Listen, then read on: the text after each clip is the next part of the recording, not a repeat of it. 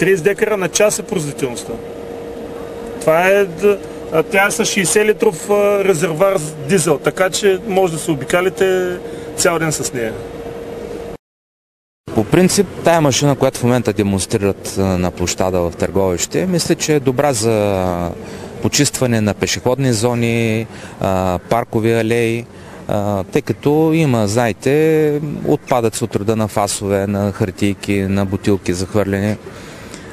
Другата машинка, която е мотометачката, тя е от малко по-малък калибър на тези, които ние разполагаме, така че тя не представлява в момента за нас интерес.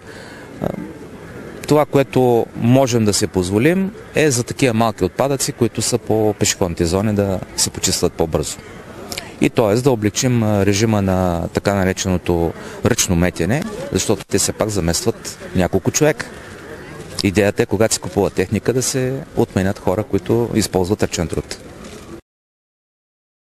Наистина ние имаме нужда от такава техника в общината, но трябва да видим и възможностите на общината. Ще си направим справка на какви цени ще бъдат техника от други вносители, от други фирми. Така че това е една демонстрация, която показва възможностите на съвременната техника за почистване на града.